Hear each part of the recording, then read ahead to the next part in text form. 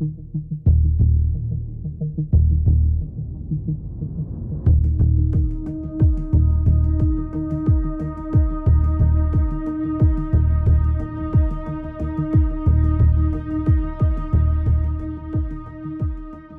back to Third Phase of Moon. Blake Cousins here, along with my twin brother Brent and panel members, chiming in on the latest evidence from around the world. The phenomenon, it's real.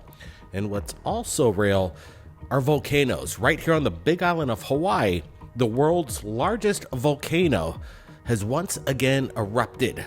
And we're going to be on the front line as we were in 2018 in Leilani Estates, covering the incredible lava as it tore through Leilani Estates. Right now, we're safe. Just wanted to give the heads up at that moment, but you never know. It could change in a matter of moments, and within 2 hours could wipe out a whole entire community. Again, we're going to keep you on the front line, but some of the footage coming out is quite amazing. And in the next few days, we'll be sharing with you the latest incredible videos, not UFO videos, lava, but you never know. Volcanoes are magnets for UFOs. And the Mauna Loa, the world's largest volcano, once again is active right on Third Phase of Moon headquarters, home base, right here on the Big Island. Now, let's get to the phenomenon, and we're going to get panel members' discussion on this phenomenon that's happening worldwide. What's up with these animals? They're herding around in circles, and let me tell you, it's quite unusual. With all the video evidence, it seems something strange is going on. Recently on the internet, there was video of a herd of sheep going around in circles, but let me tell you, this isn't the only animal that is having this kind of issue. We've got insects, we've got birds, cattle, and now goats. This is crazy stuff. What could be behind this? Brent, what's your thoughts on this? Yeah, this one's pretty wild. It's a little scary to say the least, but there's even fish that are seen going around in circles as well. It's quite weird to say. Whatever's going on is something that I've never seen so consistent around our planet right now. Again, some people are saying that this could be like a circle disease, some sort of weird stuff that's in the ground that the sheep are eating. It is causing this weird, mutation in their brain, making them do this crazy circular formation and end up basically dying when it's all said and done. But why are they being seen within like insects, ants, and fish? Circle disease doesn't go to this level of other animals and creatures. Absolutely. It's hard to tell what's going on in these animals' brains and birds and all this stuff. It's quite amazing. Let's take it out to Dr. J from Dr. J Radio Live. What's your thoughts on this? Thanks for having me, Blake. Always a pleasure. Now, this is really interesting footage. Personally, I have to say I've actually been following the goats going around in circle for a little over a week or so when it first started to come out. But then I started to see this other footage of fish and bugs and just about everything else.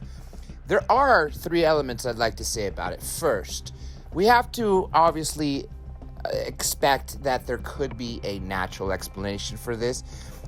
Is it something that's happening in the, below us in the Earth's core, or something just underground that is affecting above animals in some ways? Something obviously in their brain, I would think so. Clearly, that's what else is causing them to do this. But let's jump from that because that's probably the least likely explanation. The explanation, I think, more so is probably something like DARPA. If everyone remembers, years ago, maybe actually closer to decades ago now, when they first started testing weather controlling technology, if everyone recalls, birds were acting very weird. They would be regularly crashing into windows, crashing into buildings, just, straight in, flying at full speed, cracked, then dead on the floor. You also saw the same type of behavior where you would see them literally flying in circles nonstop. And the explanation given at the time is either magnetism for some sort of technology or a noise or vibration was actually causing them to mess up their navigation. So apply that to every animal. Now, we know birds use use navigation and magnetism to know where north is so they can go north during the winter. That's not to say that other animals and species on Earth use that. So that's why I find this very interesting. I don't think you could affect every animal the same way. So then we have the third explanation, the truly paranormal explanation. The last several months, and obviously this has been going on for years, but the last several months, massive sightings have increased. And pilots who've finally been talking for the last couple of years that we're no longer alone, they see them all the time, they don't know what these are, drones, ET craft, whatever, have started to say that the last few months, they're seeing them on a daily basis. And it's all over the world. So is this an effect of something that is either above us right now, but invisible to the naked eye, and that's what's causing these animals? Or is something about to come here and something is affecting all these animals, not just birds and sheep and fish, etc., in a weird sort of way? So those would be the three explanations I would choose. Personally, if I was to pick one, I'm going to go with the technology DARPA explanation on this one. Although I'd be interested to find out what everyone else thinks. Thanks again for having me. That's right, Dr. J. Pretty crazy, right? This is an incredible phenomenon that's happening worldwide. Let's take it out to Richard from GoofOn. GoofOn, is this crazy or what? What's your thoughts? Thanks for having me chime in on this. I'm going to be quick because I did a little research on this because it's so bizarre, and I've seen this before over my lifetime. What it is, I think, is called listeriosis. It's listeriosis, and it causes encephalitis, inflammation of the brain. And signs of the disease include depression and disorientation. Goats with the disease, cows, horses, and even turtles and insects will often walk in circles. Prevention for the goats is simply to feed good quality hay, food, silage. Treatment is difficult and is not always effective. Recovery is rare for these species, these animals, but is possible with early aggressive antibiotic treatment and supportive care of the affected animals. There are no effective treatments for small ruminants, and they usually die after infection. But I think this is just a case of listeriosis. It happens in sheep and goats and other animals in the wild. Pretty interesting, though, that they walk around in circles like they're in a trance. Pretty bizarre. I'd be freaked out if I walked upon that. And that's all I have on that. Back to you guys. Yeah, it's hard to tell exactly why these animals are acting this way, but hopefully, they're not hurting themselves. Like Brent said, some of these guys are just going around in circles until they kill over. So there's something, and hopefully it stops whatever it is. And it is a definite phenomenon. Once again, we've got Michael Schratt. He's back with an incredible new episode in regards to the crash retrievals coming in from around the world. We're going to share you a portion of what Blue Room Media posted last night, and then we're going to share with you the original link so you could take a look if you're interested in the whole entire episode. Here's a sneak peek. Check it out via Michael Schratt, Blue Room Media.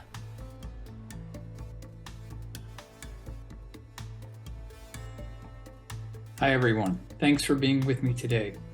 I've prepared another presentation for you today, and this is going to be part 3 of UFO crash retrievals, and this is going to be the thorough examination into the Leonard Stringfield cases. And I really want to go ahead and start the presentation. We've got a lot to cover here, and the first case is Norton Air Force Base, and this is 1973. This has to do with an Air Force photographer. And this is UFO crash retrievals, page 160, case 14 by Leonard Stringfield. So this photographer was based in Hawaii, and he had his security clearance upgraded. And so he was flown from Hawaii to Norton Air Force Base in San Bernardino, California, where he joined another photographer. They were put on an Air Force car and driven 2 hours from Norton Air Force Base to a location that he didn't know what it was. So this Air Force car stops. And then a platform drops down. So the car is now dropping down to an underground facility. So both of these photographers, they get out and they're told to go into this room, and they're told that they're going to be photographing a UFO and also 3 alien cadavers that are in the process of being autopsied. So they get into these biological smocks with combat boots on. And I'll go ahead and move forward here. And this is what they see when they get to this underground facility. They see a large crane that was supporting by this netting this 30-foot diameter dish-shaped craft. And they were just shocked and stunned by what they were seeing here. So now if you look kind of on the right-hand corner of this dish-shaped craft, you'll see this entryway hatch. And in this entryway hatch, they're actually brought inside this craft itself. And keep in mind, this craft is 30 feet in diameter. And when this particular witness got into the craft, he said, quote unquote, I could have thrown a football as hard as I could and not hit the other side. So there was something going on within this craft, some type of time warp, space continuum. The fabric of space-time was being warped, something, but it was only 30 feet in diameter. But when he got inside, he said that he could have thrown a football as hard as he could and not hit the other side.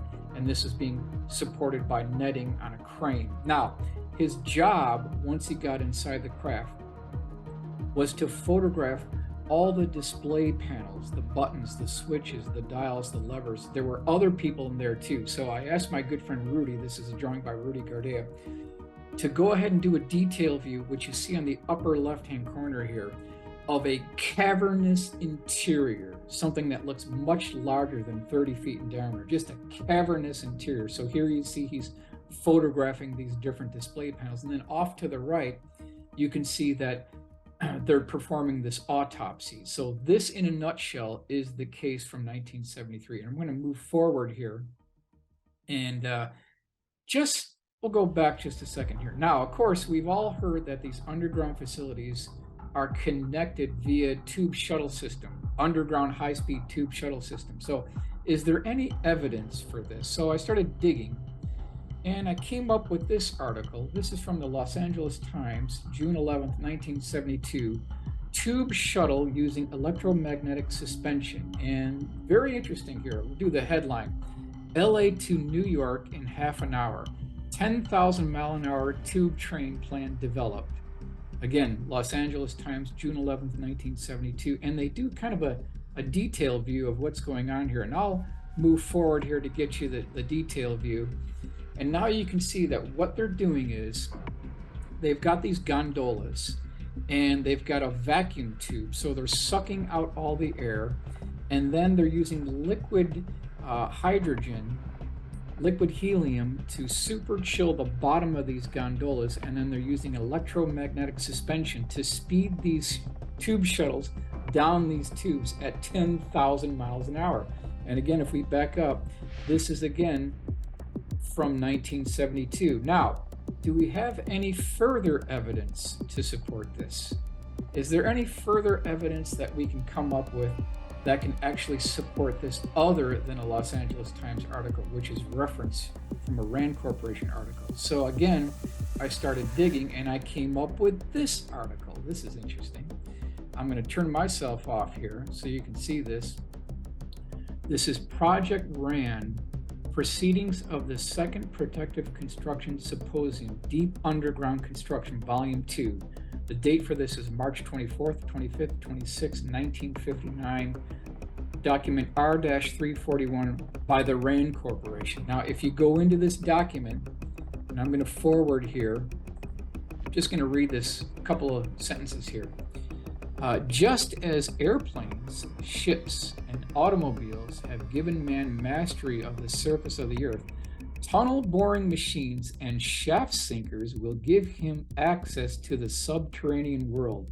It is our aim to provide machines which will supply the ever-increasing demand in mining and construction of underground facilities. So if you look at the date here on the upper right-hand corner, it's 3/26/59.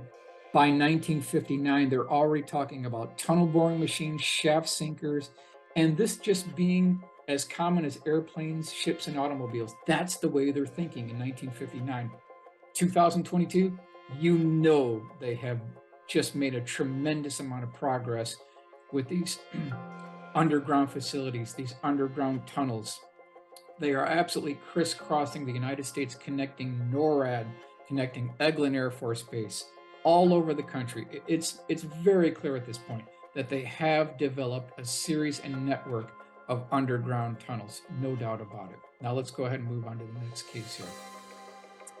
Now, just to wrap up this one, this is a very good illustration by my good friend Joseph Wraith showing you the autopsy from this 1973 case. Now, within the Leonard Stringfield collection, they indicated that the bodies in this case from 1973 at this underground facility were about 5 feet tall, and they were originally wearing a one-piece tight-fitting blue flight suit. But in the autopsy operation, they had this, you could call it very white pasty skin that looked like baking powder. That's how they were described. So he's done a very good job indicating what this autopsy may have looked like back in 1973 at this underground facility. Now we can go ahead and move on to the next case here.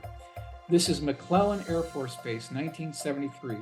Sources UFO crash retrievals, page 153, case 3 by Leonard Stringfield. There is absolutely something going on at McClellan Air Force Base, and we've got double independent confirmation indicating that something strange is going on at this base. I'm going to move forward here and let's find out if we can get some insight here. Now, what you're looking at is a photograph of a very famous test pilot who later became an astronaut. And I think everyone here either should know or does know about this particular astronaut. This is U.S. Air Force test pilot Ellison Onizuka. Now, here he is as a test pilot. And I'm going to move forward here and get into this case. So it's 1973, and he is at McClellan Air Force Base. And these test pilots, they go into this pilot briefing room. There's about 12 pilots there. And then there's a high-level military brass who's standing behind a movie projector. And these pilots don't know what's going on here. So this high-level military personnel, it turns on this projector, and projected on this forward wall is a stunning image.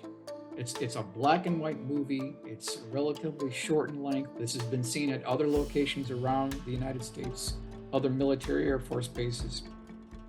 Appreciate it, Michael, over there at Blue Room Media. We're going to be, again, supplying the links below so you could watch the entire episode. And remember, the updates from the world's largest volcano on the planet right here at the Third Phase of Moon headquarters on the Big Island of Hawaii is again erupting.